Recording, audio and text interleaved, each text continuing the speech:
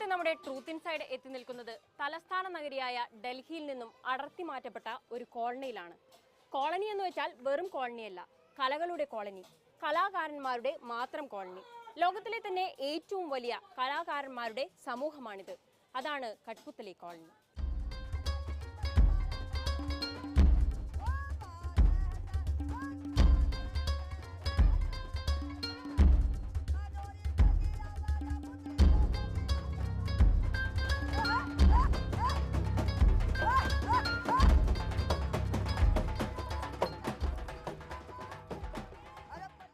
ഭാരതീയാചാര്യന്മാരുടെ അഭിപ്രായത്തിൽ കലകൾ 64 എണ്ണമാണ്.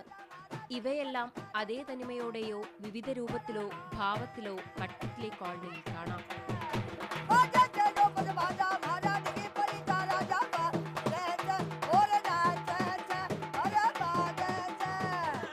ഡൽഹിയിലെ ഷാദിപൂരിലൂടെ നിങ്ങൾ എപ്പോഴെങ്കിലും കടന്നുപോവുകയാണെങ്കിൽ, കടന്നുപോയിട്ടുണ്ടെങ്കിൽ നിങ്ങൾ ഈ കോളനിയിൽ നിറഞ്ഞു നിൽക്കുന്ന കലയെ അനുഭവിച്ചിരിക്കും.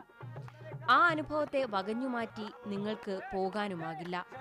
മനുഷ്യന്റെ വിചാരങ്ങളെയും വികാരങ്ങളെയും ദർശനങ്ങളെയും ചുറ്റുമുള്ളവർക്ക് അനുഭവഭേദ്യമാക്കുന്ന തരത്തിലോ ആത്മസംതൃപ്തിക്ക് വേണ്ടിയോ അഴകുള്ള ശൈലിയിൽ ചിട്ടപ്പെടുത്തുമ്പോഴാണല്ലോ കല പിറവിയെടുക്കുന്നത്. അത്തരത്തിൽ കലയ്ക്ക് വിവിധ തരത്തിൽ വിവിധ രീതിയിൽ ജന്മം നൽകുന്ന കലാകാരന്മാരുടെയും കലകളുടെയും കലവറയാണ് കഠ്പുത്തലി കോളനി. ഇവിടെ കലയുടെ എല്ലാ രൂപവുമുണ്ട്. എല്ലാ ഭാഷയും വർഗവും മതവും രാഷ്ട്രീയവുമുണ്ട്. ചുരുക്കി പറഞ്ഞാൽ ഭാരതത്തിന്റെ ചെറിയ പതിപ്പ് തന്നെയാണ് ഈ കോളനി.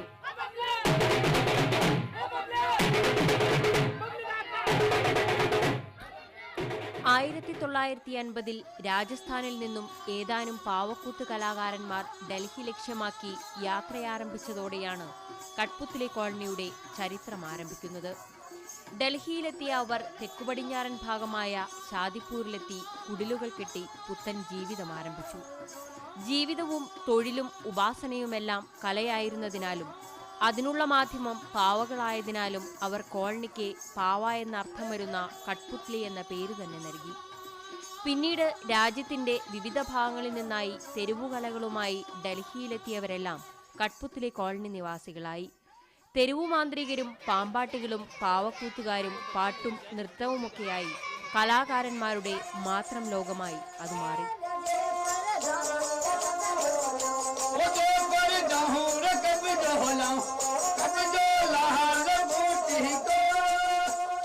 हम मतलब सुडाल कास्ट में राजस्थानी कठपुतली कलाकार, तो ये 1951 या 1950 या 1941 जब की बात है.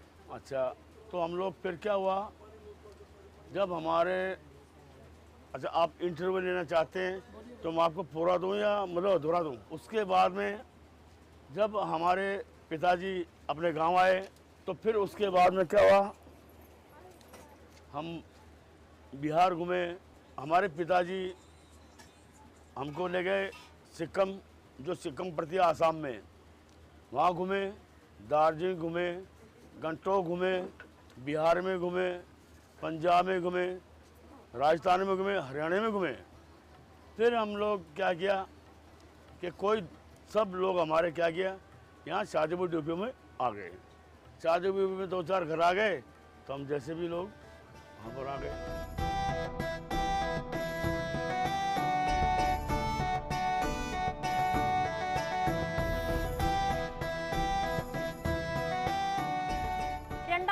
കുടുംബങ്ങളിലായി 14,000-ഓളം പേരാണ് ഈ 5.5 ഏക്കറിൽ തിങ്ങിപ്പാർക്കുന്നത്.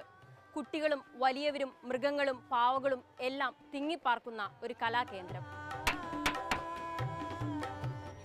തങ്ങളുടെ കലയും കഴിവും നിർമ്മിതികളും ലോകത്തിനു മുന്നിലെത്തുന്നതിന്റെ സന്തോഷത്തിലാണ് ഓരോരുത്തരും ക്യാമറയ്ക്ക് മുന്നിലെത്തിയത്. എന്നാൽ ഒരപേക്ഷയുണ്ട്, തങ്ങളുടെ ദാരിദ്ര്യമോ കഷ്ടതയോ ഒന്നും പുറത്തറിയരുത്. ഇതു പറയുമ്പോഴും അവർക്കറിയാം, ദാരിദ്ര്യവും കഷ്ടതയും വൃത്തിഹീനമായ ചുറ്റുപാടുകളും ഒഴിച്ചു നിർത്തി തങ്ങളുടെ കോളനിയിൽ നിന്നും ക്യാമറ കണ്ണുകൾക്ക് ഒന്നും കാണാനാകില്ലെന്ന്.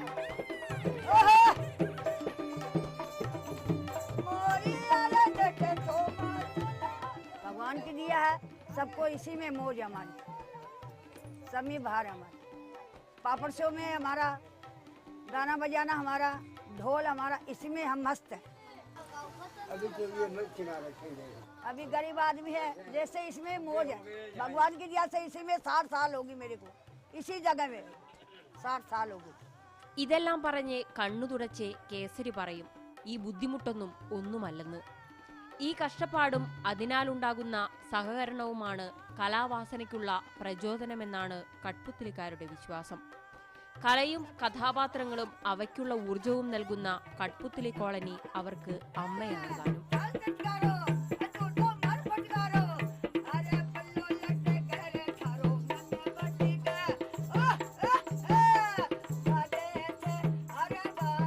പടികൾ കയറി കോളനിക്കകത്തെത്തി നടത്തം തുടങ്ങിയാൽ അവർ പതുക്കെ പറയും അടുത്ത കാൽ സൂക്ഷിച്ചു വെക്കണമെന്ന്.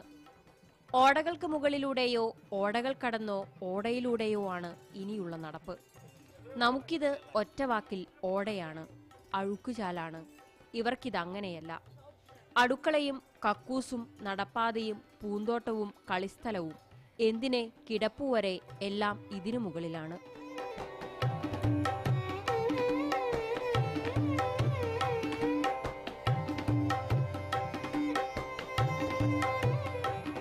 ഓടകൾക്ക് മുകളിലൂടെയുള്ള കോളനിക്കകത്തെ ഈ നടപ്പിൽ ഓരോ കാൽവെപ്പും താളാത്മകമായി പോകുന്നുണ്ടോ എന്ന് തോന്നിപ്പോകും. അത്രത്തോളം ഇമ്പമുള്ള ദ്രുതതാളങ്ങളാണ് ഓരോ കുടിലിൽ നിന്നും ഉയരുന്നത്. ചിലയിടത്തു നിന്ന് പാമ്പാട്ടിയുടെ മകുടിയിൽ നിന്നുള്ള താളമാണെങ്കിൽ മറ്റൊരിടത്തു നിന്ന് പാവക്കൂത്തിന്റെ താളമാകാം. ചിലപ്പോൾ മാന്ത്രികന്റെ അലർച്ചയാകാം. പ്രോത്സാഹനത്തിന്റെ ആരവമോ കയ്യടിയോ ആകാം. तो पिताजी ने बोला कि बेटा ये तो काम का धंधा खत्म हो गया, अब ये तुम मेरे को एक कठपुतली ये सीख लो तुम, तो ताकि तुम्हारा काम चलता रहेगा। तो हमारा काम अच्छा चला, ऐसी बात नहीं है, काम भी चला ये मूर्तियों का, और बहुत चला। हमारा दिल्ली आर्ट में भी इस दिन लगता है। दिल्ली आर्ट जानते हो गया आप, जहाँ जानते हो गया हमारा मेला लगता रहता है। और काफ़ी मतलब यहाँ पे गेस्ट आते हैं बाहर से, अंग्रेज़ लोग आते हैं, वो हमें बाहर ले आते हैं पापड़ शो के बारे में कि भाई पापड़ शो, कच्ची घोड़ी तो समझते हो आप, कच्ची घोड़ी जैसे लंबे बांस हो गए, जैसे अच्छे अच्छे प्रोग्राम हो गए, बाहर हम ले आते हैं। और हर साल हमें दुबई भी ले आते हैं। स्टेचू वेलकम भी बनता है, ढोलक बाली भी बनती है, जैसे टंगी हुई है बनता है। लेकिन आपके पास टाइम नहीं है, आपको कल परसों आगे मैं आपको दिखाऊंगा। मेरा लड़का खुद काम करता है। നടത്തത്തിനിടയിൽ ഞങ്ങളെ കണ്ടിട്ടും ഗൗനിക്കാതെ ക്ഷീണത്തോടെ നടന്നകലുന്നവരെയും ഞങ്ങൾക്കു പിന്നിൽ അവശതയോടെ നടന്ന് കുടിലുകളിലേക്ക് കയറുന്നവരെയും കണ്ടു. കാര്യം തിരക്കിയപ്പോൾ ചിലർ പറഞ്ഞു പരിപാടിക്കായി പോകുന്നവരും വരുന്നവരുമാണെന്ന്. വരുന്നവനെ തലേ ദിവസത്തെ പ്രകടനത്തിന്റെ ക്ഷീണം, ഉറക്കച്ചടവ്. പോകുന്നവനെ പരിശീലനത്തിന്റെ ക്ഷീണം. കഠിനമായ പരിശീലനത്തിന്റെ വിയർപ്പു മണമുള്ള കഥകളുണ്ട് ഓരോ കലാകാരന്റെയും ജീവിതത്തിൽ. ദീർഘനാളത്തെ പരിശീലനത്തിന്റെ ബലമാണ് മികവുറ്റ ഓരോ പ്രകടനവും. ചെറിയ കൈപ്പിഴവങ്ങാൻ വന്നുപോയാലോ കൂവലും പരിഹാസവും മാത്രമായിരിക്കും തെരുവു കലാകാരന് ലഭിക്കുക. വേദിയെന്ന് സങ്കല്പിക്കുന്ന ചെറിയ സ്ഥലത്തിനു മുന്നിൽ വിരിച്ച മുഷിഞ്ഞ തുണിയിലേക്ക് നാണയത്തുട്ടുകൾ വീഴുന്നതും കാണികളുടെ ഈ പ്രതികരണത്തെ ആശ്രയിച്ചാണ്. മികച്ച പ്രകടനം കാഴ്ചവെച്ചാലും ലഭിച്ച നാണയത്തുട്ടുകൾ കൊണ്ട് ഒരു നേരത്തെ ഭക്ഷണത്തിന് പോലും തികയില്ല. ഇത്തരത്തിൽ കലയെ ജീവനായി മുറുകെ പിടിച്ച് ദാരിദ്ര്യത്തെ അകറ്റാൻ ശ്രമിക്കുന്ന നിരവധി പേരുണ്ട് ഈ കോളനിയിൽ.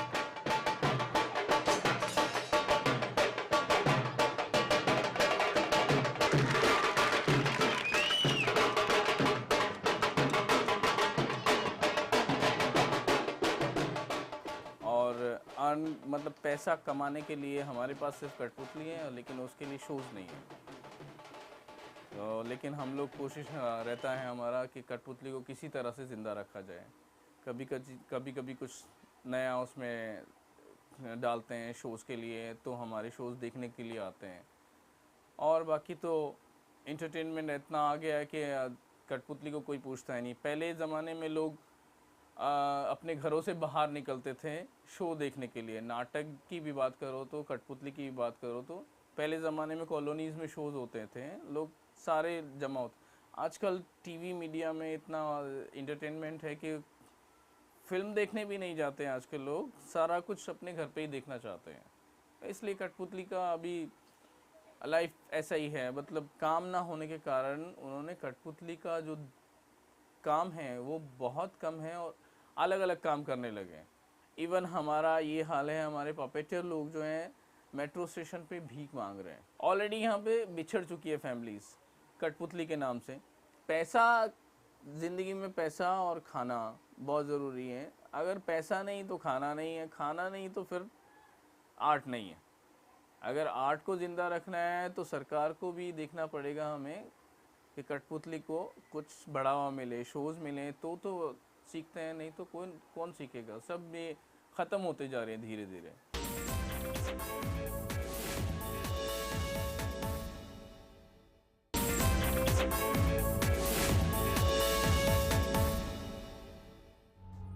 ഇത്തരം കലാകാരന്മാരെ ഞാനോ നിങ്ങളോ അറിയണമെന്നില്ല.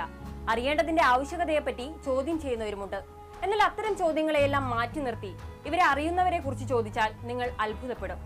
തന്റെ അടുത്ത്, തന്റെ സമൂഹത്തിൽ, രാജ്യത്തിലുള്ള ഇത്തരം കലാകാരന്മാരെ കുറിച്ച് അറിയാതെ പോയതിൽ ലജ്ജ തോന്നും.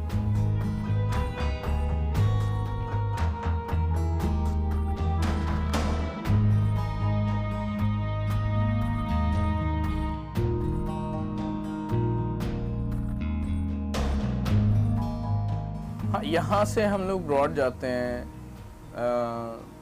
लंदन, अमेरिका, 25-30 कंट्रीज़ में हमने शोज़ किए हैं। वहाँ रिस्पांस होता है, वहाँ के प्रेसिडेंट आते हैं, वो इस कला को सराहते हैं, हमें प्राइजेस देते हैं और हमसे अच्छी तरह बातें करते हैं। और यहाँ जो हमारे इंडियन प्रेसिडेंट है वो कभी पपेट को देखा ही नहीं उन्होंने कि पपेट भी कोई चीज़ है। और मतलब जहाँ भी हम लोग जाते हैं वहाँ सराहते हैं हमें, हमारे साथ फ़ोटोज़ खिंचाते हैं कि पपेटर हैं, इंडिया के पपेटर हैं, इंडिया का इतना अच्छा, इंडिया का कल्चर जो है बहुत बढ़िया है, बहुत अच्छा है। जो भी कंट्रीज़ में जाते हैं इंडियन कल्चर को बहुत सराहा जाता है। और ख़ास तौर से हम लोग पपेटर जाते हैं तो हमें भी उसी तरह से सराहा जाता है। अच्छी ट्रीट करते हैं, अच्छा ट्रीट करते हैं हम लोगों को।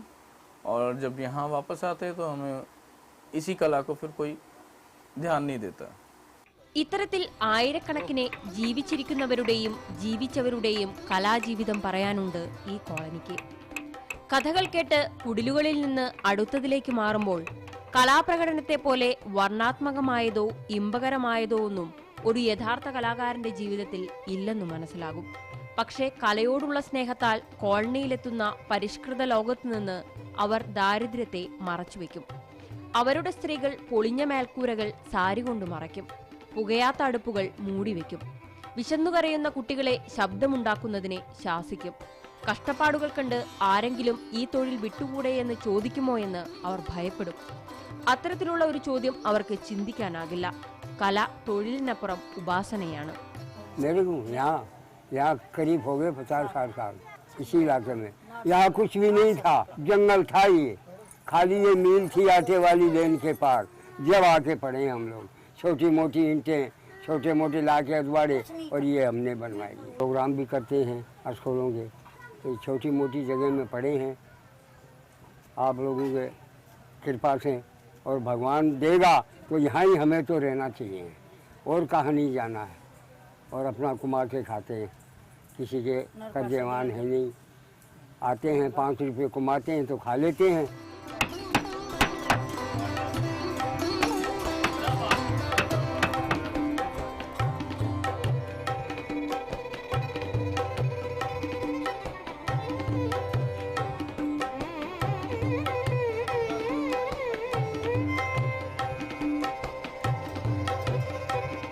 എത്രത്തോളം വൃത്തിഹീനമായ സാഹചര്യത്തിലാണ് തങ്ങൾ വസിക്കുന്നത് എന്ന ബോധ്യം ഇവിടെ എല്ലാവർക്കുമുണ്ട്. ആരോഗ്യകരമായ ചുറ്റുപാടിൽ വസിക്കണമെന്നുമുണ്ട്. എന്നാൽ ഇത്തരത്തിൽ കലാജീവിതം നയിക്കാൻ സ്വാതന്ത്ര്യമുള്ള ഒരിടം എവിടെയാണ് എന്നാണ് ഇവരുടെ ചോദ്യം. തങ്ങളുടെ കലകൾ ഒരുപക്ഷെ പരിഷ്കൃത സമൂഹത്തിനെ മനസ്സിലാകണമെന്നില്ല. അവർക്കത് വെറും തെരുവോര കാഴ്ചയോ തങ്ങളുടെ പരിശീലനം ശല്യമോ ആയേക്കാമെന്നാണ് ഇവരുടെ ഭയം.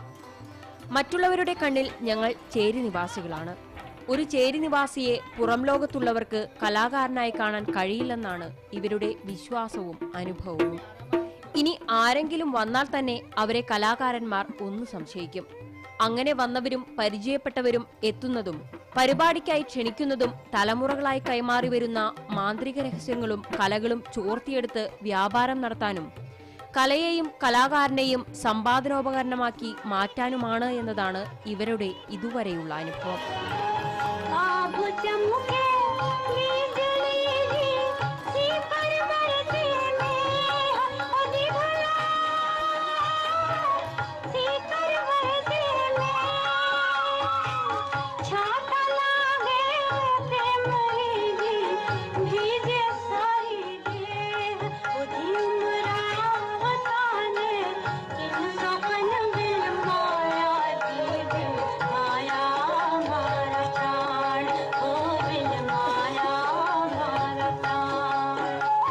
तो हम लोग क्या करेंगे, और गवर्नमेंट हमारे को कुछ नहीं देख रही है, कठपुतली के माध्यम से कुछ नहीं देख रही है। गवर्नमेंट कहती है कि हम लोग जो ट्रेडिशनल कला है उनको सेव करते हैं, लेकिन ट्रेडिशनल कला है उनके लिए सिर्फ इतना ही है, डांसेस हो गए, सिंगर्स हो गए, उनकी वो मदद करती हैं और उनको शोज़ वगैरह मिलते हैं। कठपुतली आर्टिस्ट को कोई शोज़ नहीं मिलते हैं।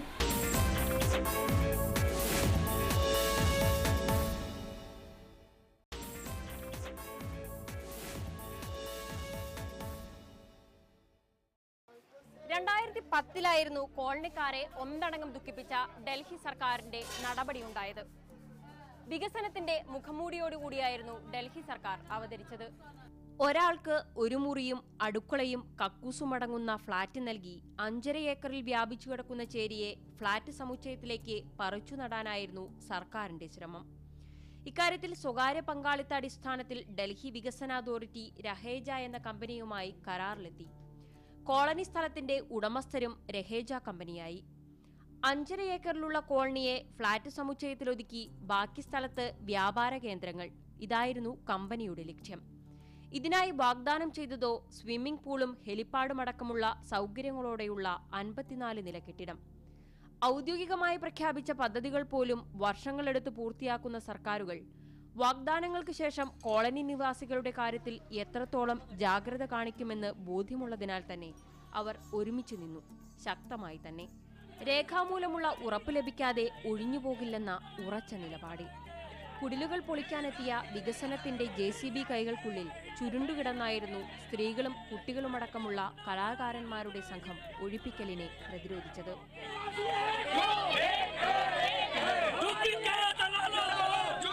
उधर आनरपुर में नहीं जाते हम, क्या करें, वहाँ पे बच्चे भूखे मरे हमारे, वहाँ पे क्या फॉर्मूला हमारा, कोई खाना नहीं, कोई पीना नहीं हमारे बच्चों का, हमारे रिवाज नहीं ढोल बजाने का कोई नहीं हमारा वहाँ। और ये जगह हमारी यही चाहते हैं। यहाँ पे मेरे बेटे हो गए, पोते हो गए, पड़पोते हो गए, शादी यहाँ करी मेरे बच्चों की, यहाँ जल में मैंने तंबू में. പ്രതിരോധവും പോരാട്ടവും ഭീഷണിയും ശക്തമായതോടെ കഠ്പുത്ലിയുടെ ഒരു ഭാഗം പുനരധിവാസ കേന്ദ്രത്തിലേക്ക് മാറാൻ നിർബന്ധിതരായി. കുരങ്ങുകളിക്കാരും അഭ്യാസികളുമടങ്ങുന്ന സംഘമായിരുന്നു പുനരധിവാസ കേന്ദ്രത്തിലേക്ക് മാറാൻ നിർബന്ധിതരായത്. മാറ്റിനട്ടെങ്കിലും കലയുടെ മരം അവിടെ കരിഞ്ഞുണങ്ങി. ഇക്കാര്യം പുറംലോകമറിയാതിരിക്കാനും പദ്ധതി സുഗമമായി നടത്തിക്കൊണ്ടുപോകുവാനുമായി മാധ്യമങ്ങളെയും സാമൂഹ്യ പ്രവർത്തകരെയും പുനരധിവാസ കേന്ദ്രത്തിനകത്തേക്ക് കയറ്റാതിരിക്കാൻ രഹേജ കമ്പനി അധികൃതരും ശ്രമിച്ചു. ഓരോ തവണ എത്തിയപ്പോഴും താമസ കേന്ദ്രത്തിലേക്ക് കടത്തിവിടാതെ ഒഴിവുകഴിവുകൾ പറഞ്ഞ് മടക്കി അയച്ചു.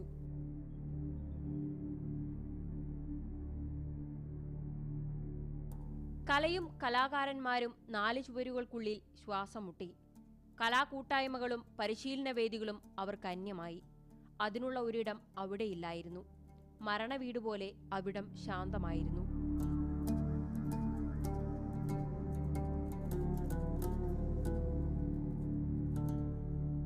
मेरे अंदर जो दुख है लोग उसे नहीं देखते। मेरी ज़मीन, मेरा घर, मेरे बच्चे अगर बेघर हो जाए तो आपको अच्छा लगेगा? नहीं ना। मेरा काम है लोगों को हंसाना, लेकिन मैं अंदर से बहुत दुखी हूँ. ഒഴിപ്പിക്കൽ ഭീഷണിയുടെ മുൾമുനയിൽ നിന്ന ബാക്കി കുടുംബങ്ങൾ ഉയർത്തിയ ചോദ്യങ്ങൾ ഇവയായിരുന്നു. കോളനിയിലൂടെ ഒഴുകുന്ന അഴുക്കുചാലോ കെട്ടിക്കിടക്കുന്ന മാലിന്യമോ നീക്കാൻ ഇതുവരെ ആരും എത്തിയിട്ടില്ല. അത്തരത്തിൽ തങ്ങളെ പരിഗണിക്കുന്നവർ വീട് തരുമെന്ന് എന്താണുറപ്പ്? അവ എത്ര കാലം കൊണ്ട് പണിതീരും? അവ ഞങ്ങളുടെ കലയ്ക്കും കലാപ്രവർത്തനങ്ങൾക്കും അനുയോജ്യമാകുമോ? അവയ്ക്ക് ഞങ്ങളുടെ കൂട്ടായ്മ നിലനിർത്താൻ കഴിയുമോ? തെരുവുകളിലെ കലാപ്രകടനങ്ങളെ നിരോധിച്ച സർക്കാർ അന്യം നിന്നു പോകുന്ന ഈ കലകളെ പ്രോത്സാഹിപ്പിക്കുമോ? ഇവയ്ക്കെല്ലാം സർക്കാരിൽ നിന്നും സ്വീകാര്യമായ ഒരു മറുപടിക്കുള്ള കാത്തിരിപ്പിലാണിപ്പോൾ.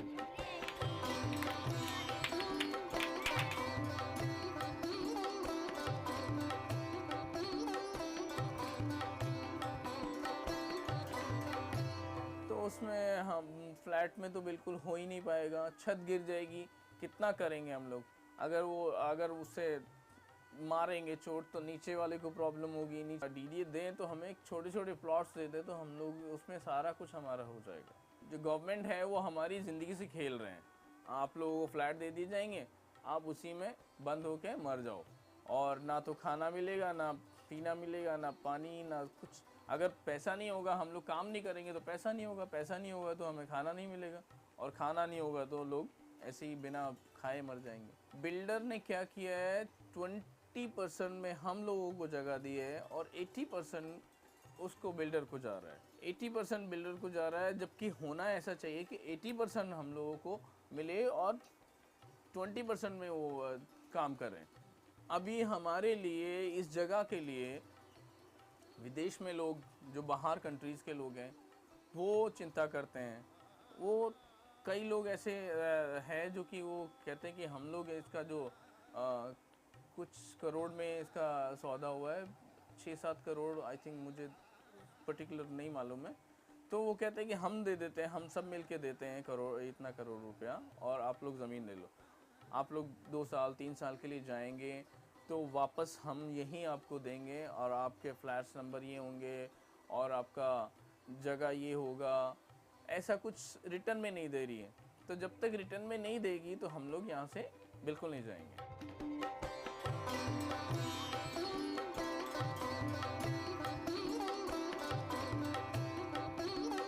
ചേരിക്കാരനെ രക്ഷിക്കാനെത്തിയവരെന്ന വ്യാജേനെ ചൂഷണത്തിനായി എത്തുന്നവരോട് ഒന്നുമാത്രമാണ് കഠ്പുത്തലിക്കാർക്ക് പറയാനുള്ളത്. ഞങ്ങളുടെ കോളനിയും കുടിലുകളും ഭക്ഷണവും വസ്ത്രവും ജീവിത രീതികളും കണ്ട് ഞങ്ങൾ പട്ടിണി പാവങ്ങളാണെന്ന് വിലയിരുത്തരുത്. ഞങ്ങൾ സമ്പന്നരാണ്, കലയാൽ സമ്പന്നരായവർ. കലകൾക്കുള്ളിലെ രഹസ്യങ്ങളാലും അവയെക്കുറിച്ചുള്ള അറിവുകളാലും ഞങ്ങൾ സമ്പന്നരാണ്. കലയാൽ അനുഗ്രഹീതരും സമ്പന്നരുമായതിനാൽ തന്നെ കലയെ പ്രദർശിപ്പിക്കാനുള്ള അവസരവും സ്ഥലവും അന്വേഷിച്ചുള്ള യാത്രകളും പരിശീലനങ്ങളും ഇവർ തുടർന്നുകൊണ്ടേയിരിക്കും. പക്ഷേ ഒരു ഭയമുണ്ട്. ഒരു നാൾ പ്രകടനം കഴിഞ്ഞ് തിരിച്ചെത്തുമ്പോൾ തലചായ്ക്കാനുള്ള ഈ കൂരയും തകർത്തെറിയപ്പെട്ടിട്ടുണ്ടാകുമോ എന്ന ഭയം. തെരുവുകലയെയും കലാകാരനെയും പിച്ചകളായി കാണുന്ന പരിഷ്കൃത ലോകം അത് ചെയ്യുമെന്ന് അവർ വിശ്വസിക്കുന്നു.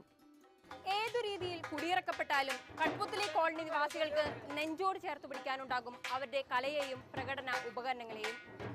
കലയില്ലാതെ കഠ്പുത്തലി കോളനി നിവാസികളില്ല, അവർക്ക് ജീവിതവുമില്ല. കല അവർക്ക് ജീവനാണ്, ഉപാസനയാണ്.